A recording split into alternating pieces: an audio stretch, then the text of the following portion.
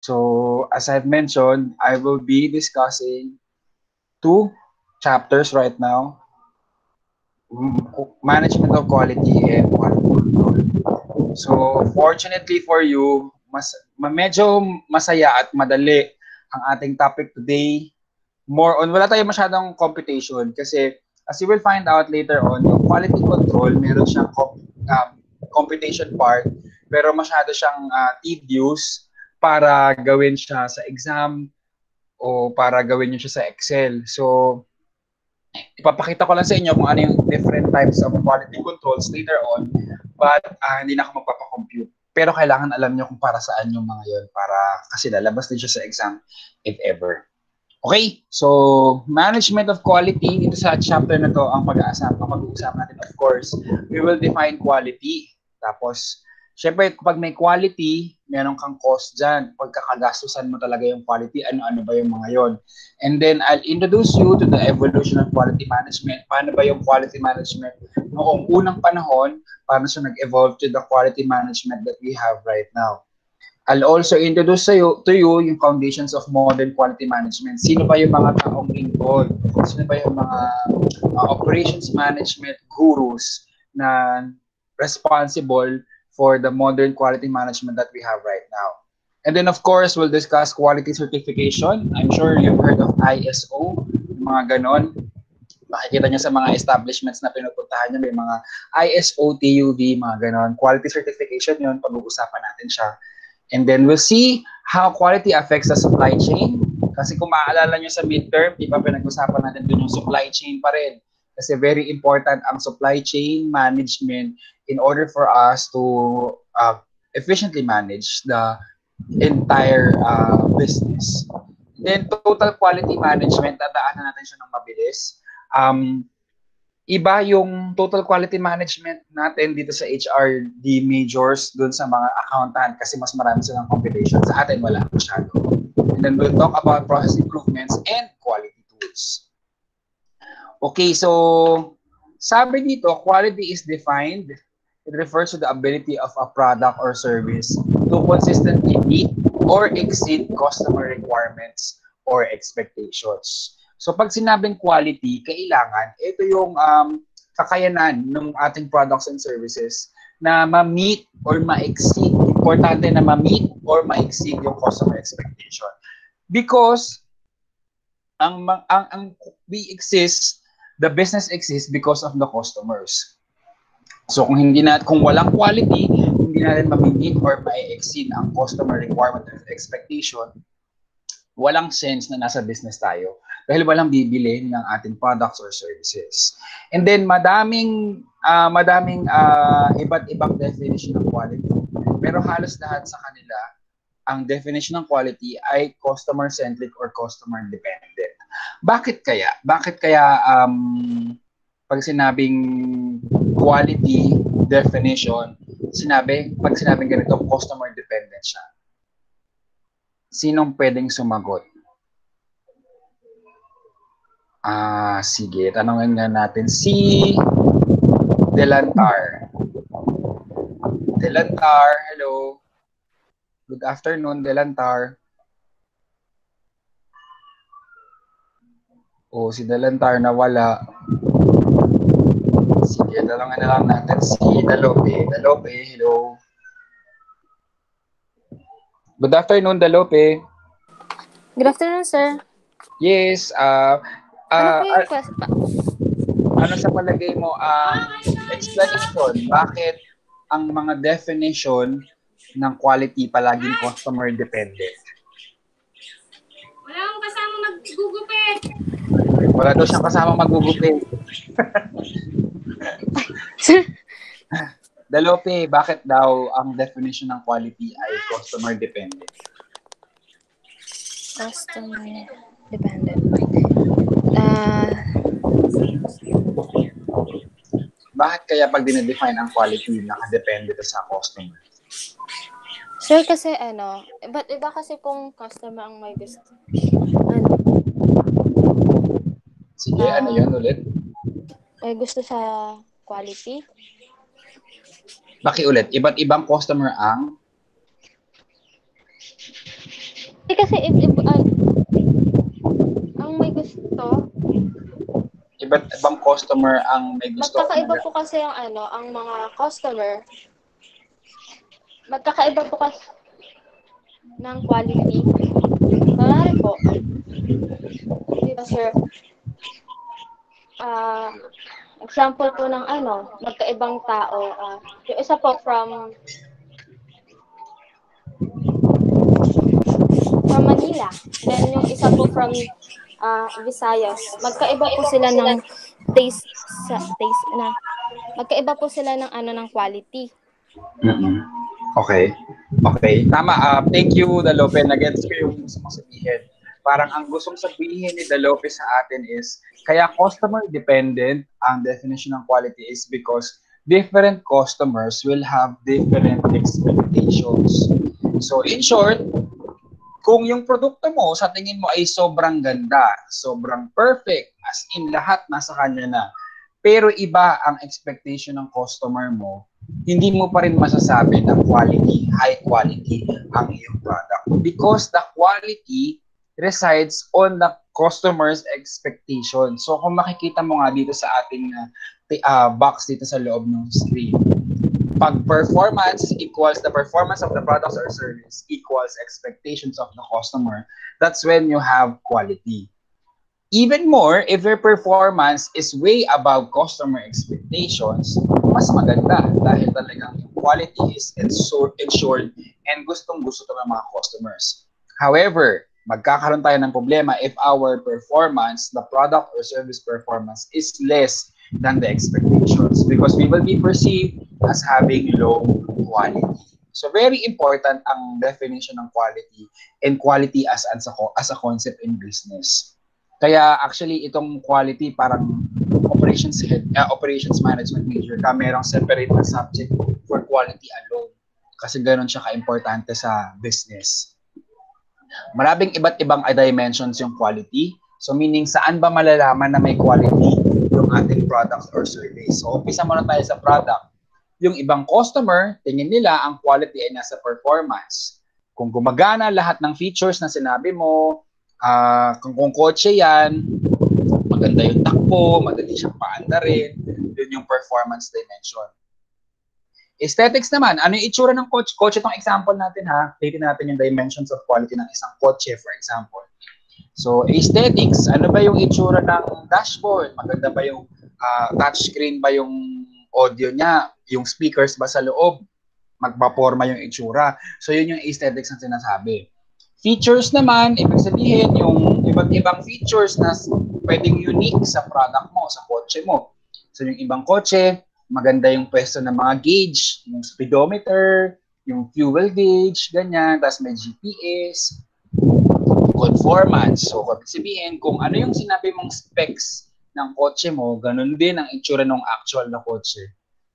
Ang tawag doon, meron siyang conformance kung ano yung pinramis mo sa customer. So, maraming iba't ibang types of dimensions of quality na pwedeng pag-focusan ng mga operations management or anyone working in a business or owning a business. That's the dimensions for products. For service naman, iba naman siya. So, syempre, kapag service, for example, auto mechanic yung example natin. So, pag convenience, so convenient bang pumunta doon sa office ng car maintenance natin? Reliable ba? Pag sinabi nilang ginawa na nila, hindi na ba ulit ito masisira? Responsive ba sila? Mabilis ba silang sumagot sa mga tanong? Pag dumating ka doon, sinabi mo yung concern mo sa kotse mo, alam ba nila agad kung ano yung gagawin, ano yung sira, ano yung dapat improve. So those are the dimensions of quality that we are considering o hinahanap ng mga customers sa mga products and service natin. Okay. So, yung difference naman ng dimensions of quality to the determinants of quality. Itong determinants, ito yung degree kung saan yung product or service natin ay nagagawa niya kung ano talaga yung purpose niya. So kung kanina kasi yung dimensions of quality, ito yung hinahanap ng mga customers sa products and service para masabi nila na high quality yung products and service. Yung determinants naman, ito yung magsasabi kung successful ba yung product and service dun sa kanilang purpose na gusto. So number 1, quality of design. So syempre, yung mga designers, products and service designers na pinag-usapan natin ng mga naunang chapter, sila yung magsasabi kung ano yung mga isasama o aalisin na features ng products and service. Syempre, kailangan yung mga designs na ilalagay mo ay sumasagot kung ano ang expectation ng customer. Hindi ka maglalagay din ng design na number 1, hindi naman hinahanap, o number 2, wala namang silbi doon sa products and service, di ba? So halimbawa, gumawa ka ng ano ba yung mga product design phase? Sorry, hindi ako nakapaghanap. Sana pala naghanap ako ng mga sample ng product design phase. So kasi meron kasing mga product, halimbawa na lang yung, naalala niyo yung product na fit, FIT, yung panghugas daw ng panghugas ng gulay. Matagal na to baka mga bata pa kayo nun Siguro ng mga early 90s kasi merong binenta na fit. So ang design ng product na yon is yung mga binili mo daw na gulay sa palengke, huhugasan mo siya gamit yung product na fit. Unfortunately, hindi siya nag-fly, hindi siya nagkaroon ng magandang response in terms of quality kasi yung feature na yon hindi talaga niya nasasagot yung problema sa paglilinis ng gulay. Kasi kung bumili ka ng gulay sa palengke, hindi mo na siya huhugasan ng fit, bibili ka pa ng fit para lang maghugas. So, kumbaga, pag bumili kaya siya nag-fail kasi kapag bumili ka ng gulay, tubig lang ang paglilinis. So, yung quality nagsisimula sa design pa lang ng products or service itself. So, sa simula pa lang ng pag-iisip ng conceptualization ng design, nandun na siya agad. Second is quality of conformance. So, of course, this is the degree to which goods and services conform to the intent of the designers. So, kumbaga, nag-design yung mga product and service designers natin. Gusto nila na ganito ang mangyayaring feature. Kapag itong mga feature na ito ay hindi nangyari, hindi nag-conform dun sa intended purpose, bababa yung quality. Tapos, actually, itong quality of performance, maganda rin ang contribution ng mga HRD majors dito. Kasi, dito talaga, ang nakaka-apekto dito is yung equipment na ginagamit, tsaka yung training and motivation ng mga workers. So, nakabase sa inyo yan kung paano nyo i-design yung job nila, yung training na kailangan ng mga employees, tsaka yung motivation ng mga workers. Kasi kung sakaling magde-design man ang product designers, pero hindi naman susunod ang mga workers, ang mga employees, hindi magkakaroon ng quality of conformance. So that's where you come in as HR majors. Third is ease of use. So another determinant of quality is ease of use. Madali ba siyang gamitin? Kasi baka naman mamaya niyan, sobrang hirap pala niyang gamitin. Hindi mo alam kung paano. Tapos walang manual at saka user instruction, di ba? So kailangan madali siyang gamitin. And I think kung sino man sa inyo yung merong iPhone o kaya merong Samsung na phones, ang galing nila kasi ang ginawa nilang design is sobrang dali niyang gamitin na hindi mo na kailangan ng owner's manual at saka user instructions. Di ba? Kung meron sa inyo merong iPhone at saka Samsung, kapag bumili kayo ng mga cellphone na yan, wala naman yung kasama na manual at saka instruction. Kasi ang peg nila, ang gusto nilang palabasin is napakadaling gamitin. There's high ease of use ng products namin na hindi mo na kailangan ng manual. Well, syempre, kapag baguhan ka, hindi rin naman siya ganun kadali. Pero kumbaga, ikaw yung makaka-experience, ikaw yung mag-aaral kung paano ba siya gamitin. Tapos Google ka din kung paano siya gamitin. Pero importante na madali lang gamitin yung products or service namin kasi otherwise, paano nyo gagamitin ng tama? And then service after delivery, very important yung after sales support. Kasi kung maganda man ang product mo, madali siyang gamitin, sumusunod siya doon sa intended purpose, pero kapag nasira siya, wala siyang makausap kung paano gamitin, babagsak din ang quality.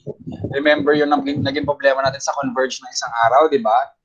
Yung customer service nila, yung after sales, hindi masyado sigurong maganda, kaya yung mga tao nagagalit. Kasi nakalimutan na nila na mabilis yung internet ni Converge nung una nilang ginamit. Pero because of poor service after delivery, ayun, tingin nila hindi maganda ang Converge kahit naman na nag-enjoy sila ng mga unang panahon. So, okay. So, yun yung determinants of quality. So, other benefits of good quality, syempre, gaganda yung reputasyon mo as a company, as a business, mas madaming bibili, mas madaming bibili ng produkto mo dahil nga maganda ang quality mo, pinagkakalat ng mga tao na maganda ang produkto mo. Secondly, pwede kang mag-command ng premium prices. So balik tayo sa iPhone tsaka sa Samsung. Ang dami na nagsasabi na mas maganda talaga ang Samsung. Ako kasi iPhone user ako ever since. Well, before iPhone, syempre yung mga Nokia. Never ako nagkaroon ng Android or Samsung kasi nasanay ako ng iPhone. Pero alam naman nating lahat na yung Samsung, kung hindi ka level lang din ng iPhone, ay mas maganda pa daw. Kaso yung presyo, ang laki ng diferensya, di ba? Ang laki ng diferensya ng iPhone at saka ng Samsung. Bakit? Kasi si iPhone, naging successful siya sa pagde-define ng sarili niya as a product having good quality. So nakakapag-demand siya, nakakapag-command siya ng mataas na presyo. So iPhone ulit, increase market share, greater customer loyalty. So mga ganon. Kasi pag maganda ang quality mo, syempre mas madami kang customers na bibili sa'yo, di ba? And then, other benefits, lower liability cost. So syempre, kung maganda ang product mo, hindi siya masisira, walang mga returns, wala kang mga, pag nagbigay ka ng warranty, wala kang gagastusin doon, kung maganda talaga ang products, ang quality ng products na nabenta. So of course, fewer production or service problems, higher productivity. So pag konti yung sira, mas madali kang makakapag-increase ng productivity. Mas mataas yung magagawa. Okay, so having said this, ano pa ba palagay nyo ang iba pang benefits ng mayroong magandang quality sa products or service? Ano ang additional pang, iba pang possible benefits of having good quality? Tanungin nga natin si Hualde. Hi, Hualde. Good afternoon.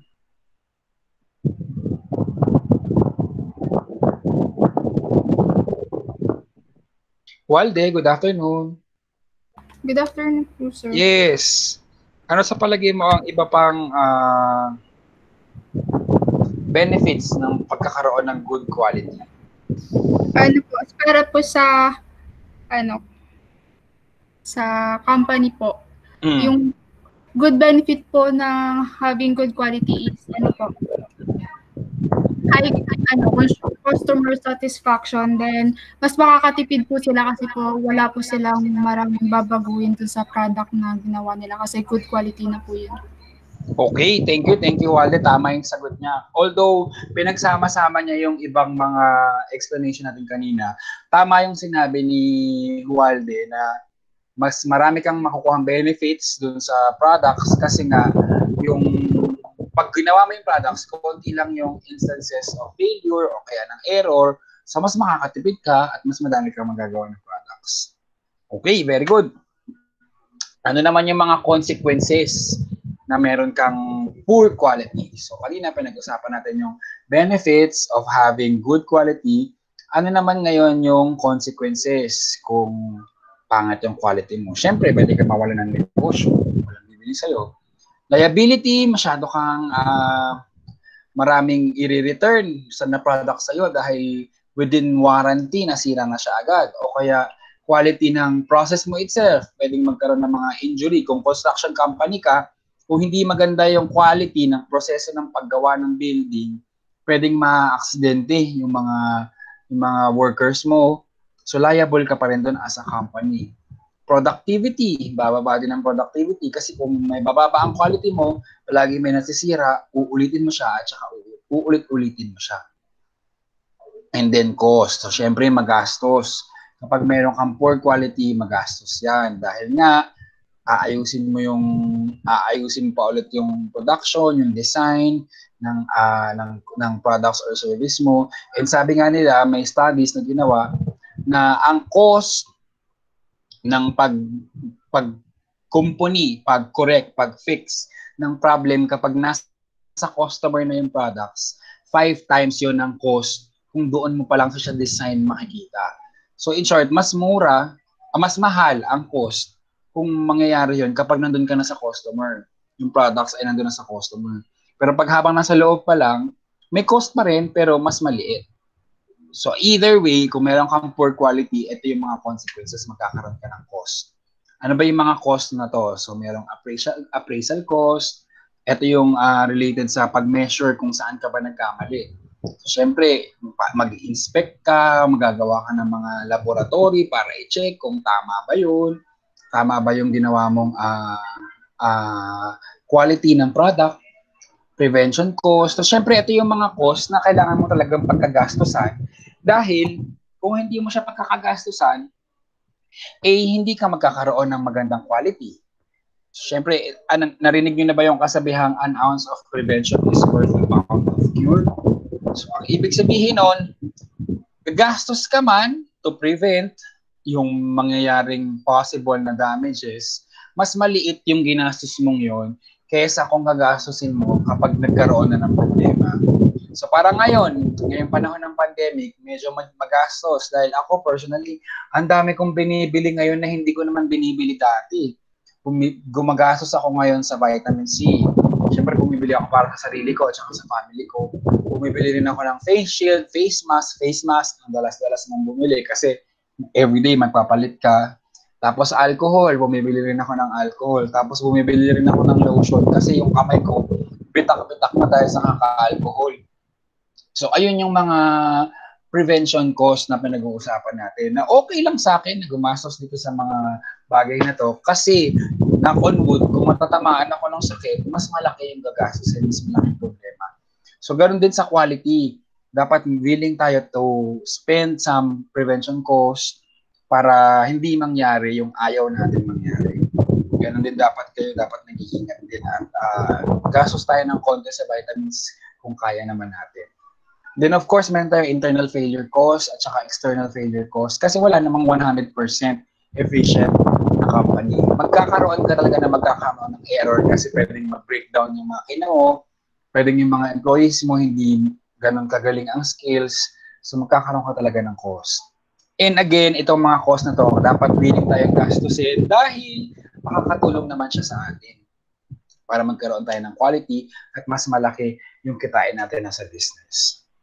So this is the timeline of the evolution of quality management. So kung makikita nyo, before, ang usapan sa quality, baka mga principle lang. Kumbaga parang concept, this is quality, ganyan. Kung makikita nyo, nag-evolve siya from simple scientific management principles in the 1920s. Nag-evolve siya into statistical quality control noong 1930s. So meron ng computation. Tapos nung after 10 years ulit, 15 years, nagkaroon naman ng ASQ, yung American Standard of Quality. So nagkaroon na ng standard. Kumbaga dati, definition lang, concept lang. Yung sumunod na dekada, nagkaroon ng computation. Yung sumunod, nagkaroon na ng standards ng quality. Noong 1950s, nagkaroon na ng total quality management and quality concepts. Kasi kung maaalala nyo, itong panahon na ito yung Industrial Revolution. Noong Industrial Revolution, bumulusok sa dami ang mga pabrika na gumagawa ng mga kung ano-anong products manufactured in this industry. So, dahil ang daming manufacturing, syempre, nagkaroon sila ng time para makapag-isip ng total quality management concepts. Pag-uusapan natin later on kung ano yung concepts na yan. And then in 1968, meron ng quality management systems. And then today, continuously evolving yung quality concept. Pero sa ngayon, meron na tayong quality management system na ini-involve na natin yung quality, hindi lang yung mga tao sa loob ng company. Sinasama na rin natin sa pag-determine ng quality yung mga suppliers outside and pati yung mga customers na gagamit. So pag-uusapan natin yan later on. So ito yung mga gurus, yung mga experts sa quality. Sila yung mga may mga contribution sa atin. Kaya meron tayong mga pinag-aaralang concepts ngayon on quality. So andyan yung mga names nila. So it's good to know, malaman nyo kung sino sila at paano nag-evolve yung quality through their contributions. Okay, so far, any questions from anyone? Meron ba tayong questions? Wala tayong clarification? Kasi I think yung case natin mamaya, case number 5, chicken gravy dinner lane is about quality. Tama ba? About quality ba yung case niyo mamaya? Ano ba yung chicken gravy? Opo, sir. Yan, oo, dahil may mga complaints. Okay, so baka meron kayong question na gusto nyo i-clarify. So kung wala pa kayong maisip right now, okay lang. Basta anytime later na maisip niyo yung question, please feel free to raise them. So again, sabi ko nga, itong topic natin ngayon ay madali lang compared sa mga nauna nating topic kasi kwentuhan lang to. Mga good to know.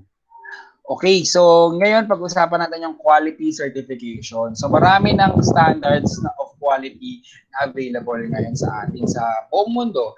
And itong mga quality certification na to, important to sa lahat ng mga businesses na gustong maging globally competitive. Ang alam ko si Cavite State University, di ba meron din siyang quality standard. Hindi ko na maalala kung ano na yung accreditation level nila. Pero sumusunod din sila sa standards of quality. Kasi nga, gusto nilang gumawa ng globally competent individuals. So, ayan. So, sinusunod natin yung mga, I think, standards na sinet for quality. So, ito yung top 3 quality certification. I'm sure nakita niyo na to somewhere. Pag pumunta kayo ng mall, yung mga establishments na naglalagay na kasabi na meron silang quality. Kasi kapag meron kang ganitong sign, ISO 9000 for example, ibig sabihin, recognize internationally yung level of quality management ng company mo. So yung ISO 9000, international standards for international business. Yung ISO 14000, set of international standards na dun sa company's environmental performance. Yung mga green company, ibig sabihin sila yung mga kahit na gumagamit sila ng mga kahit may mga waste, industrial waste yung company nila, sumusunod pa rin sila sa pagiging eco-friendly. So pag meron kang ISO 14000, ibig sabihin, yung process ng business mo conform to the standards set for a greener environment. And then merong ISO 24700. So this pertains to the quality and performance of office equipment that contains reused components. So kapag ang business mo naman is known for reusing previously owned components. Kung baga nagre-recycle ka, syempre kailangan meron kang ISO 24700 para ipakita lang na kahit na gamit na or recycled na yung mga office equipment, it functions very fairly pa rin. Okay, quality and supply chain, para saan ba to? Ayan, kasi ang emphasis natin ngayon sa supply chain quality management really is alisin yung risk sa pag-outsource. Kasi diba remember, before midterms pinag-usapan natin na may mga processes na pwede natin i-outsource sa ibang i-outsource natin siya sa ibang company na expert doon. Kaso since in-outsource natin yun sa kanila, kumbaga parang nawawalan tayo ng control kung paano ba nila ginagawa yung trabaho nila. Yun ang aim natin sa quality management ng supply chain. Gusto natin maalis yung variation, kumbaga dapat standard talaga, pare-parehas. Kumbaga parang yung mga call center na ina-outsource sa Pilipinas. Siyempre yung mga American companies na nag-outsource ng call center dito sa Philippines, gusto nila kaparehas nung standard nila sa Amerika, yung standard dito sa Philippines. Kasi nga ayaw nila na mag-iiba yung type of service that they are delivering. So of course, kinokontrol nila yung vendors, minsan sila pa yung nagtatrain ng mga vendors na gagawa, yung mga in-outsource nila.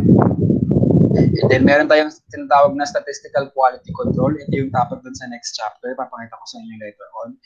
And then yung overhead, o kaya yung overhead expenses na pag-usapan nyo na siguro sa accounting. So yung overhead expenses can be reduced by assigning quality assurance responsibility to vendors. So ibig sabihin, meron kang minimum standards set sa mga vendors natin para to ensure that the quality is there. So kumbaga ang ibig sabihin lang dito is yung quality hindi lang restricted doon sa loob ng factory natin, doon sa loob ng negosyo natin.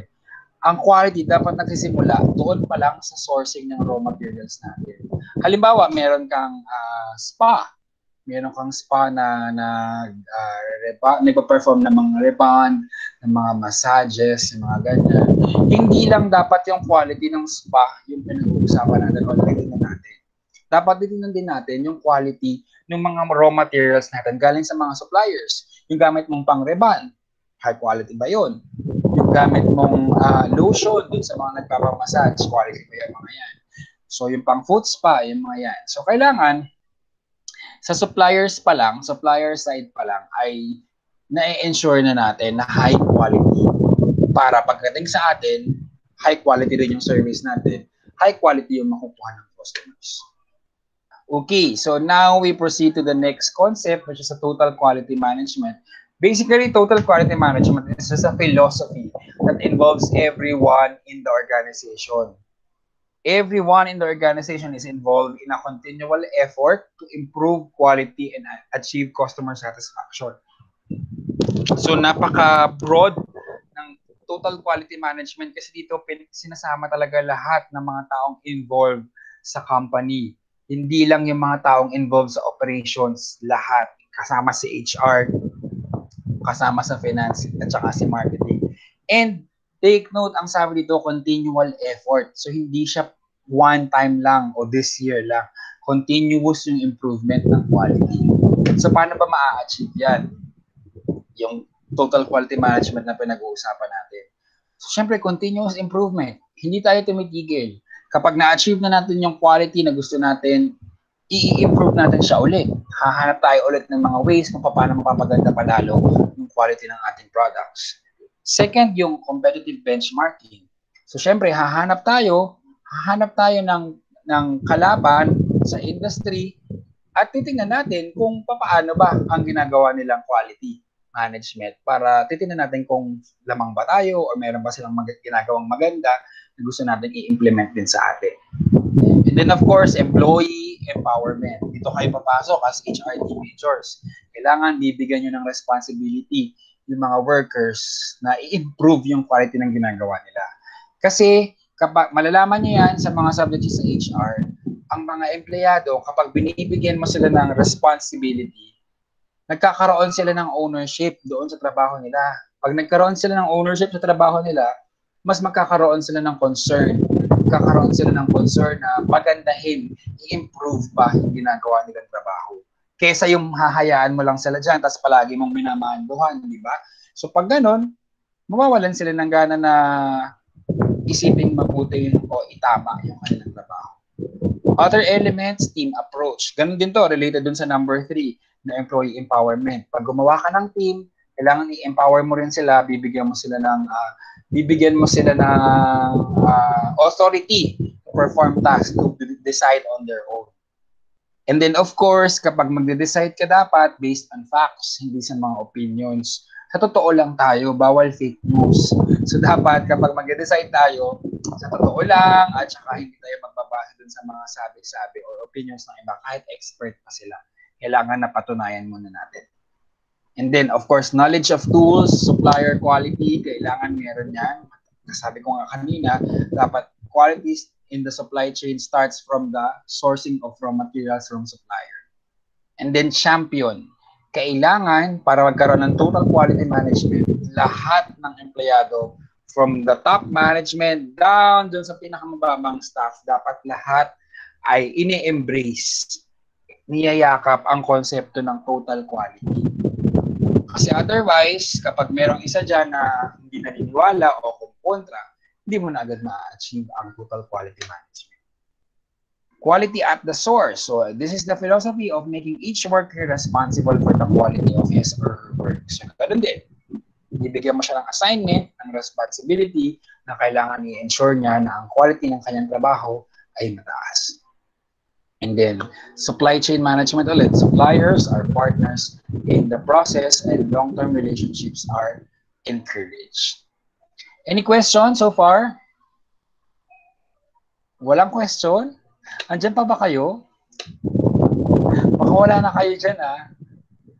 Okay, so magpapakita na lang din ulit ako ng comparison naman kung paano yung scenario kapag may TQM or Total Quality Management at saka pag wala.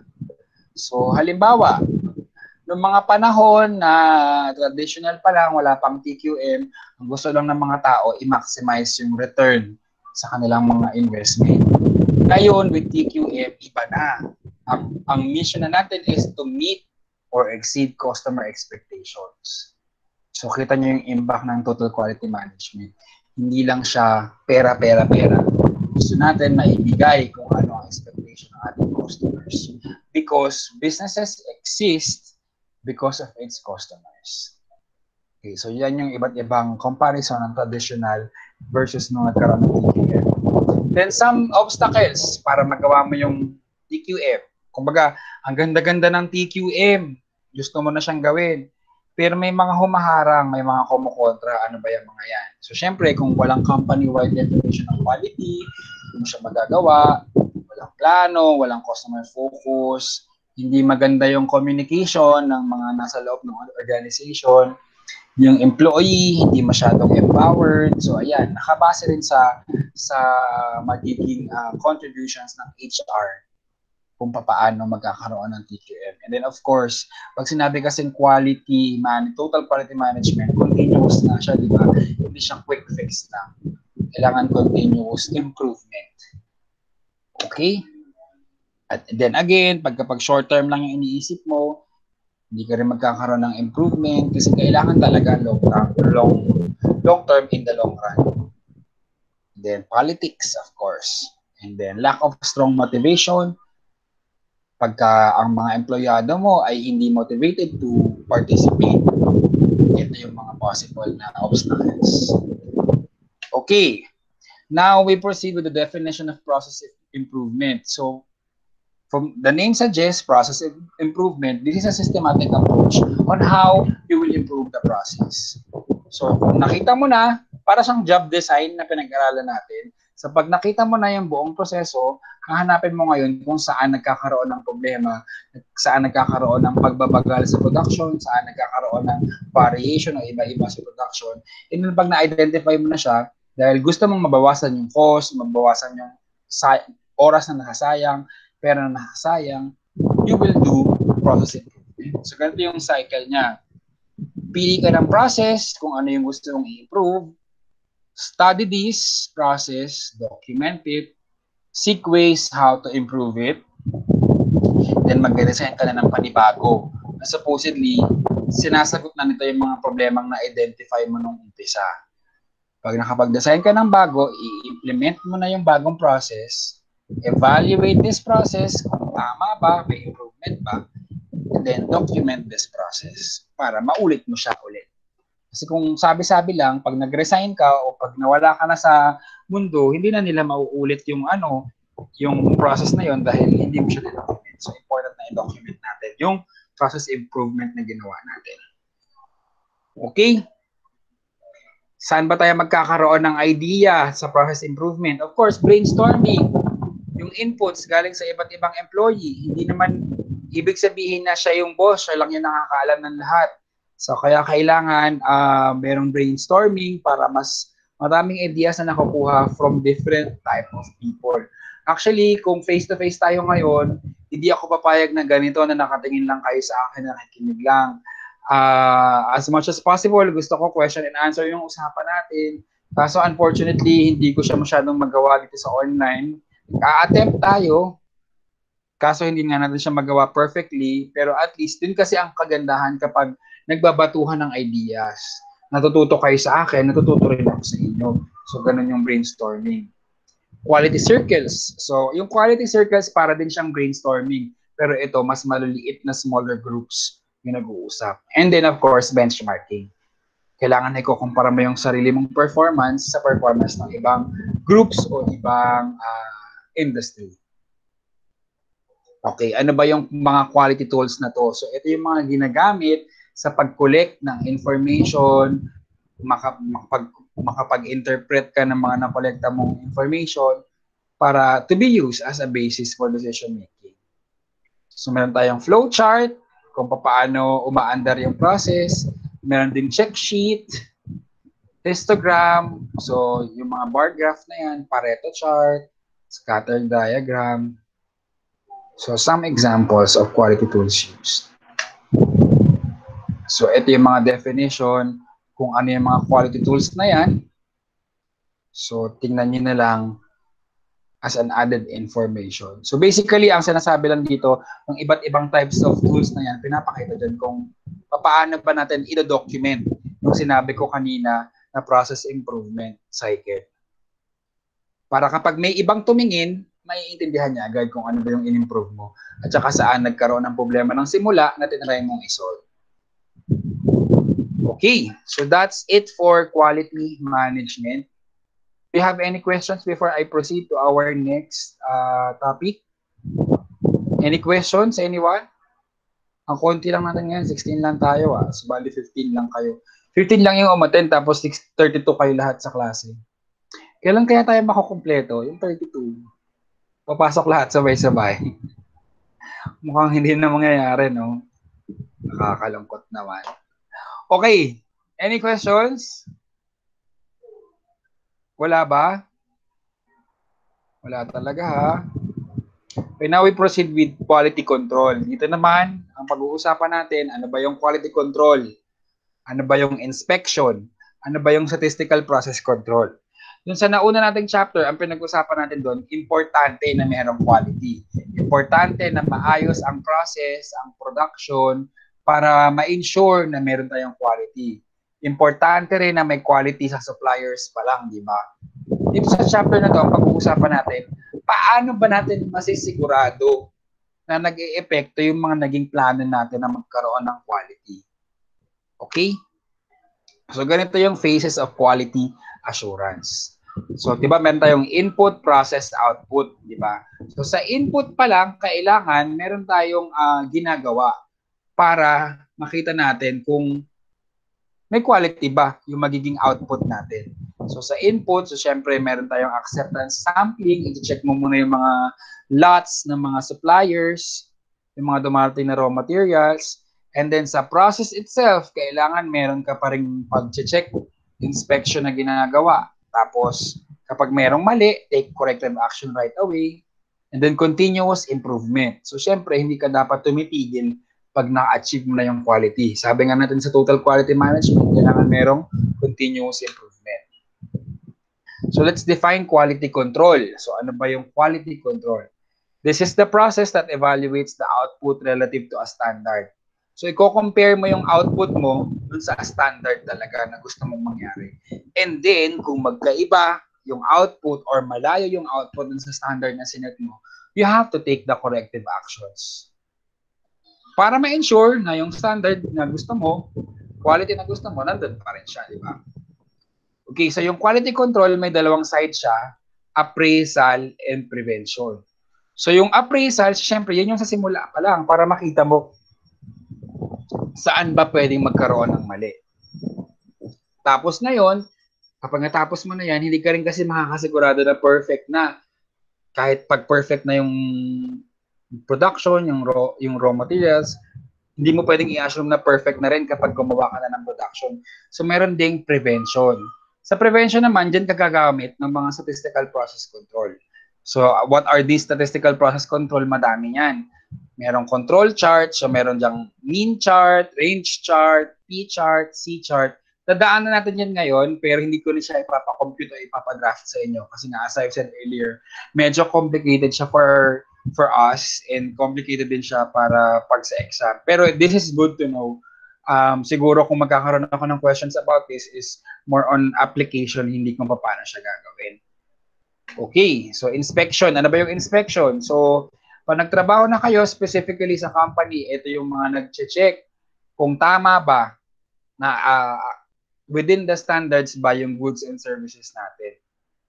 And then, kapag hindi tama or may nakita ka na mali, may mga reject, aalisin mo na siya agad doon kung hindi mo na siya kailangan or i-correct mo siya kung dapat pang i-correct. Okay? So, ano ba yung mga issues sa inspection? Ang tanong dito palagi is, gaano ba kadami yung i-inspect mo at saka gaano kadalas ka mag-i-inspect? Saan ka mag-i-inspect? Saang point ng production ka mag-i-inspect? Kasi pag nag-inspect ka ba, centralized or on-site? And then, ano ba yung mga hahanapin mo sa inspection?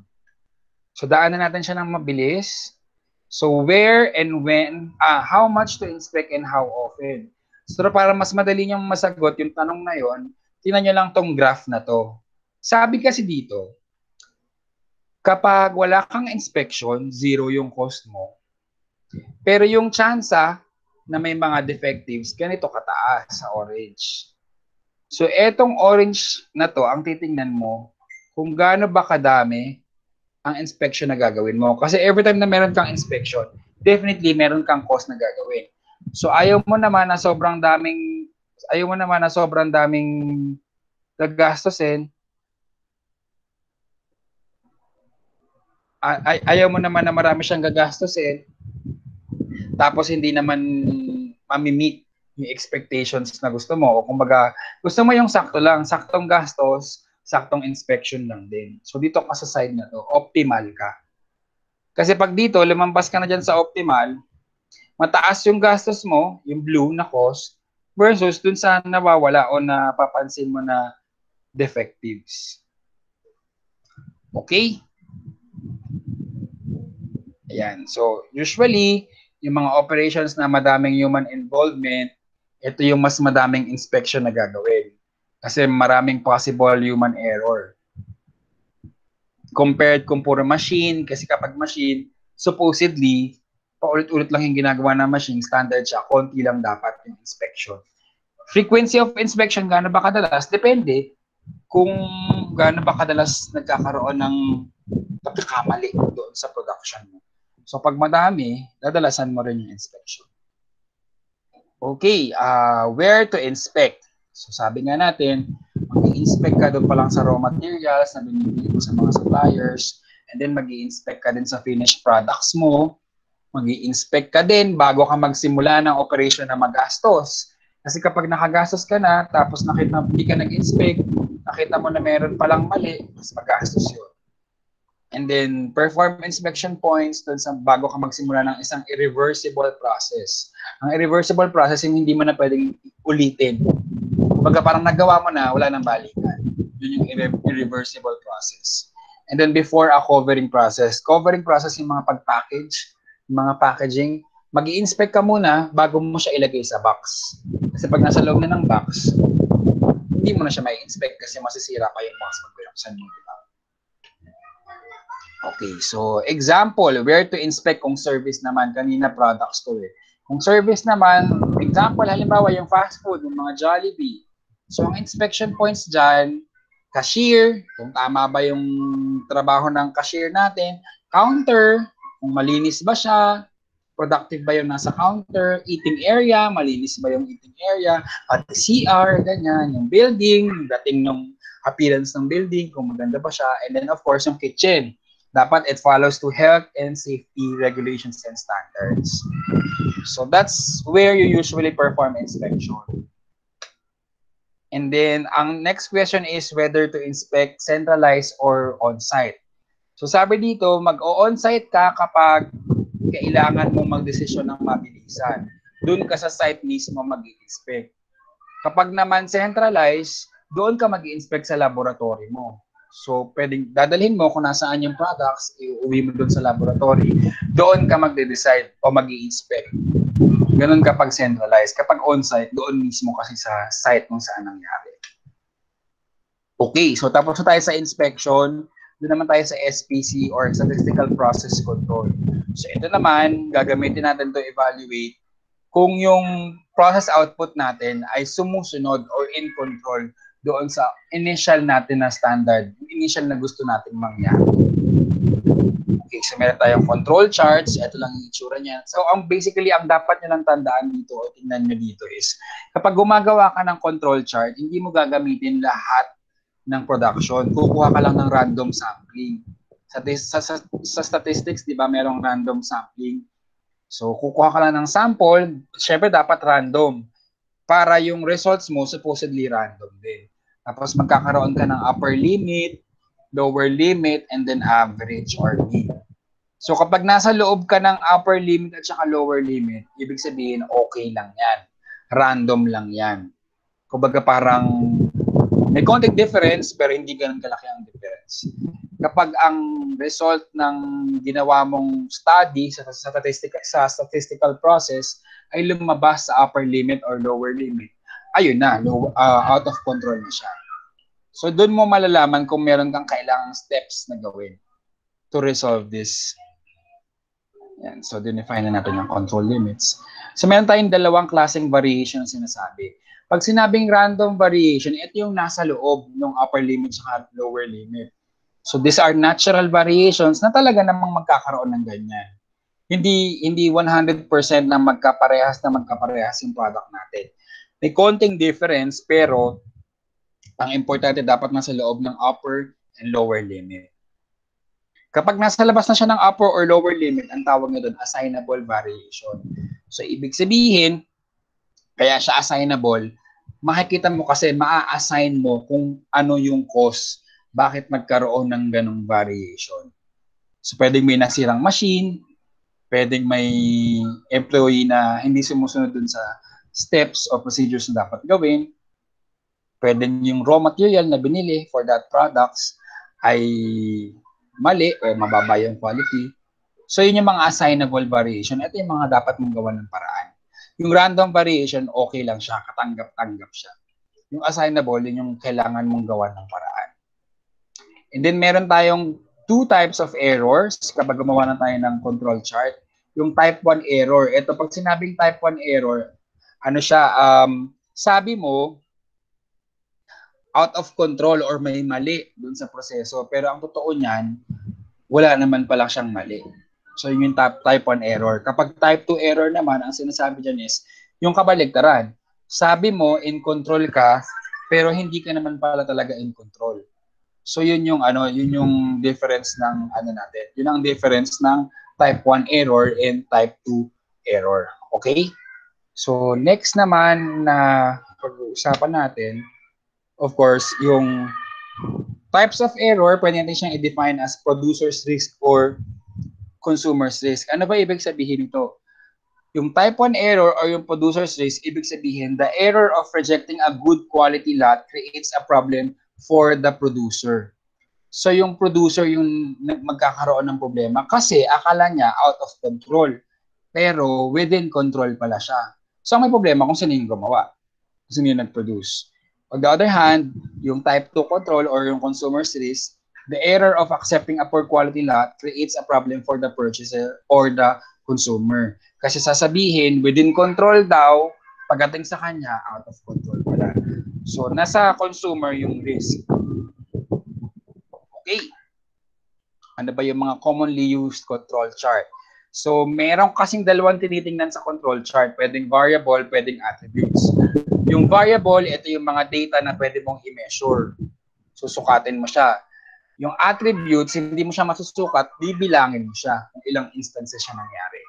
So, kapag control chart for variable yung gagamitin natin, ang choices natin is mean control charts or range control charts. Kapag naman attribute yung gagamitin, magbibilang tayo ng instances, ang choices natin is whether to use P chart to monitor the proportion of defectives or C chart to monitor the number of defects per unit. So ito yung mga itsura ng mga chart na yan, na ito yung sinasabi kong hindi ko na ipapagawa sa inyo. So kung makikita nyo dito, itong A, yung mean chart, yung B, yung range chart. So sabi dito, the mean chart picks up the shift in the process mean. So kapag yung average ng process, yun yung tinitingnan niya. Pero yung range ng pagkakalayo-layo ng mga process, sa range chart mo siya makikita. So the mean chart picks up the shift in the process mean, but because the dispersion is not changing, the range chart fails to indicate a problem. So sabi dun sa range chart, mukhang wala naman problema. Pero dito sa kabila, nakita niya na mayroong problema dahil tumaas yung dispersion. Lumaki ito, yung process variability. Kung dati maliit lang yung difference, lumalaki siya, so nakikita siya doon sa range chart. Pero sa mean chart, hindi siya nakikita dahil yung average niya ay pare-parehas lang halos. Any question? Naintindihan natin? Ito naman yung P chart and C chart. So, Basahin nyo to para malaman nyo kung kailan tayo gagamit ng P-chart, kailan tayo gagamit ng C-chart. Okay. So, yung next naman, gumawa tayo ng control chart. Yung isa naman is yung itong run test. Ano ba yung run test? So, syempre, iti-test mo yung patterns. Papaulit-ulitin mong gawin yung isang proseso sa isang sequence para malaman mo kung meron ka bang variation. So, sabi dito, when a process is stable or in statistical control, the output it generates will exhibit random variability over a period of time. So, meron pa rin variability, may mga pabago-bago pa rin, pero within control pa rin siya. Nasa loob pa rin siya ng upper and lower limit. Kapag the presence of patterns naman, yung trend, cycles, bias, ay may assignable or non-random. Yung trend, cycles, or bias, ibig sabihin nito, meron siyang assignable or non-random. Lumalabas siya dun sa upper and lower limit. Ito yung example ng non-random pattern in control charts. Ito yung trend. So, sustained upward movement. Pag wave naman, pag cycle naman, para siyang wave, taas-baba. And then pag bias, parang masyado siyang naglalapit dun sa isang side lang. So, kung makikita nyo dito, masyado siyang bias doon sa lower limit. So, pag may mga ganyang trend, ibig sabihin, or pattern, ibig sabihin, merong non-random assignable variation. So, kailangan niya siyang ayusin. So, the last question, what happens when a process exhibits possible non-random variation? Ano yung dapat mong gawin pag may ganito? So, of course, sabi nga natin kanina, non-random variation is indicated when a point is observed that is outside the upper or lower control limits, or a run test produces a large value. Pwedeng false alarm lang siya, pwedeng type 1 error lang siya, o pwedeng totoo talagang merong variation. Kung false alarm, tuloy mo lang yung process pero mag-monitor ka. Pag nakita mo na merong assignable cause, kung ano yung dahilan bakit nagkakaroon ng variation, kailangan mo siyang i-address right away. Kung good result, ibig sabihin nag-improve pagkatapos mo siyang i-address, ituloy-tuloy mo na siya. Ipagpatuloy mo na yung ginagawa mong bagong process, bagong procedure. Pero kailangan nakadocument siya. Nakadocument siya para maulit mo pa siya at ma-transfer mo pa siya sa ibang tao. Okay. So that's the end of our module. Do you guys have any question? Ang tahimik nyo ngayon, wala nagsalita kahit isa, tapos paunti tayo ng paunti. 14 na lang tayo ngayon. Okay, so pa-up naman ulit ako ng mga video bago tayo mag-end. Okay, so may naintindihan tayo sa quality management and quality control. So basically, ang pinag-usapan natin this afternoon is gusto lang natin i-define kung ano ba ibig sabihin ng quality, ano yung importance ng quality sa business. And then yung second chapter, yung quality control, kung paano natin ma-ensure na palaging may quality at palaging standard, nasa standard yung ating procedure. So wala tayong practice exercise ngayon dahil wala tayong computations na ginawa. Pero I highly recommend that you rewatch this video in our YouTube. Or kung ayaw mo